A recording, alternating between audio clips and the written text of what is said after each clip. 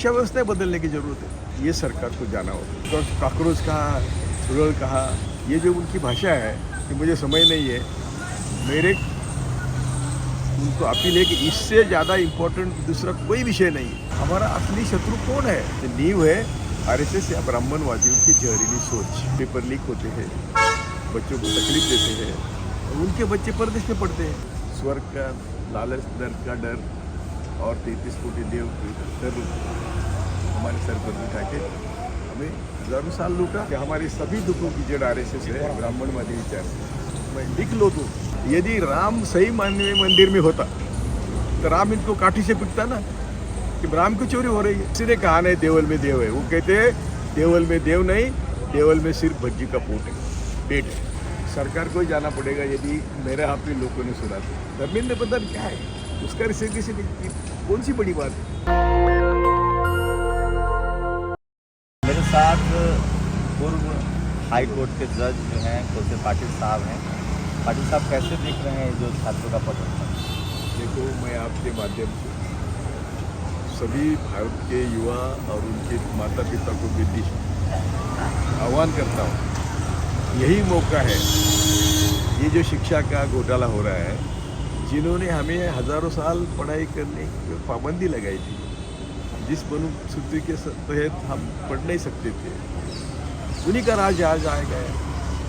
उन्होंने पिछले दरवाजे से हमारे सब स्कूल कॉलेज बंद कर दिए और इसी का कारण है ये परीक्षा लीक, पेपर लीक होते हैं, बच्चों को तकलीफ देते हैं और उनके बच्चे परदेश में पढ़ते हैं।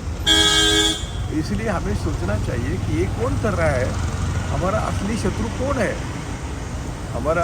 ये हमारे सभी प्रॉब्लम की नींव कहाँ है? जो नींव है आरएसएस या ब्राह्मणवादियों की जहरीली सोच। उनको ना हमें पढ़ने देना है, ना हमारा विकास होने देना है।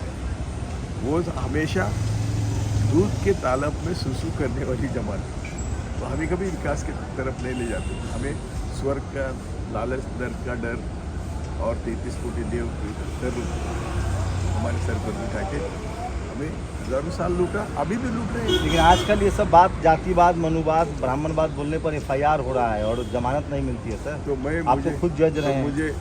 मुझे उनको इसके ऊपर एफआईआर कर देंगे। मैं कहता हूँ जो मैं कहता हूँ वो सच कहता हूँ और जो मैं कह रहा हूँ वो सब आधार पर आधारित है। लेकिन मैं आपको यही लोगों को आह्वान करना चाहता हूँ कि ये मौका है, हमें सबको रास्ते पर आना पड़ेगा, हमारा सही दुश्मन पहचानना पड़ेगा। और ये यदि हम नहीं करेंगे हम किससे लड़ेंगे? युवाओं से संतुष्ट हैं जो बच्चे जो 15 साल, 18 साल, 20 साल के बच्चे सड़क पर हैं और पहले टीवी अखबार ने उनको इग्नोर किया, अब वो टीवी अखबार को देखना ही नहीं चाहते हैं। उनको लगता है कि मोदी से ज़्यादा बेकार टीवी अखबार है। देखो, जनशक्ति के कंपैरिजन में दुनिया की कोई भी ताकत नहीं जनता के सामने टिक नहीं सकती। ना मिलिट्री से टिक सकती, हिटलर मुसोलिनी नहीं टिके। यदि जनता को समझ आ गई है कि हमारा दुश्मन कौन है, तो हमें सब रास्ते पर लोगों को लाना पड़ेगा। और लोग आ रहे हैं, युवा शक्ति जागरूक हो गई है और वो चाहती है कि हमें ये व्यवस्था बदलनी है। शिक्षा व्यवस्था बदलने की ज़रूरत है। ये शिक्षा व्यवस्था ऐसी नहीं बदलेगी। हम सब रास्ते पर आए बिना कुछ नहीं होगा और ये सरकार को जाना होगा। एक जज के तौर पे जो 20 जुलाई को हुआ उसको आप कैसे देखते हैं? पहले चीफ जस्टिस ने कहा कि हमारे पास वक्त नहीं है, दिल्ली हाईकोर्ट के जज ने कहा कि मुझे इसमें मत फंसी, तो अब खैर सुनवाई हो रही है दिल्ली हाईकोर्ट। उनको तो मैं सभी जजेस को मैं माता पिता समान, ईश्वर समान मानता हूँ, लेकिन वो ईश्वर बनने को तैयार ही नहीं है। वो चीफ जस्टिस के मुँह में ये भाषा शोभा नहीं देती। पहले तो उन्होंने काकरोच कहा, सुरल कहा।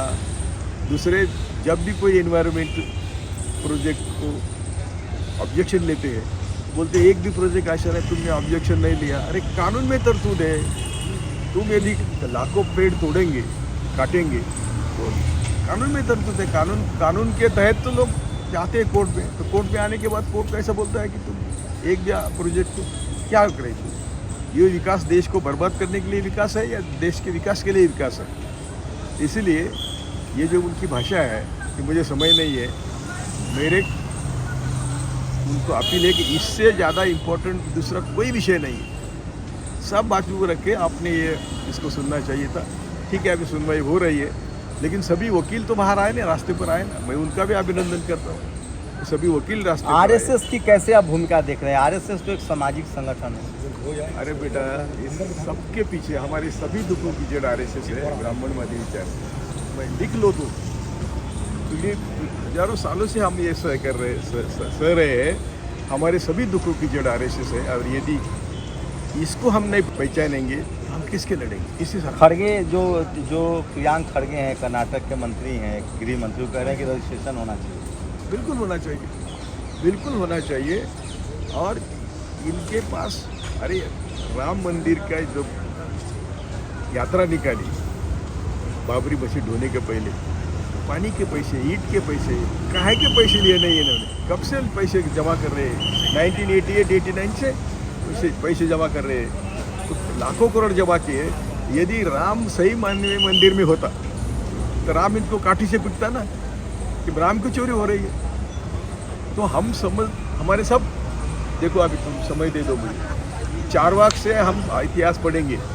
चारवाक, महावीर, सम्राट गौतम बुद्ध, सम्राट अशोक, संत रोहिदास, संत कबीर, संत तुकाराम, संत ज्ञानेश्वर, सभी संत जो संत हुए, सही मायने में संत हुए, उन्होंने किसी ने कहा नहीं देवल में देव है। वो कहते हैं देवल में देव नहीं, देवल में सिर्फ भज्जी का पेट है। तो ये हमें समझना चाहिए, इसके खिलाफ हमें लड़ना चाहिए, चाहे हम मरे।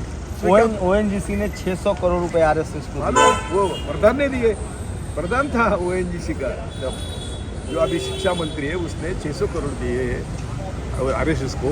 और आरएसएस के पास ऐसे कितने पैसे हैं? अभी तो ये 1400-1500 रुपये 1400 घोटाले की बात कर रहे हैं, करोड़ की, लेकिन लाखों करोड़ के पैसे उनके। नहीं, मैं घोटाला नहीं कर रहा हूँ, मैंने कहा आरएसएस को फंड मिला है सीएसआर। मैंने वो तो बात कही, वो प्रधान ने फंड दिया, ये कहा एडिशनल मैंने कहा कि ये सिर्फ पैसे जमा करते हैं, लोगों को मूर्ख बना के। ये मेरा सेंटेंस है अभी, ये पैसे जमा करते हैं। और कब से कर ले? 1988-89 से। पानी दिया, तीर्थ दिया, पैसे लिए, ईंट के पैसे लिए, ईंट के लिए। अभी तो सोने की ईंट, चांदी की ईंट दिए थे, वो लोग आके बोल रहे हैं हमने दिए थे, तो भी वो मिल नहीं रहे। क्या लग रहा है, धर्मेंद्र प्रधान का इस्तीफा होगा? आपको लगता है इस बार सरकार को ही जाना पड़ेगा यदि मेरे हाथ में लोगों ने सुना तो? धर्मेंद्र प्रधान क्या है, उसका रिसिग्नेशन कौन सी बड़ी बात है?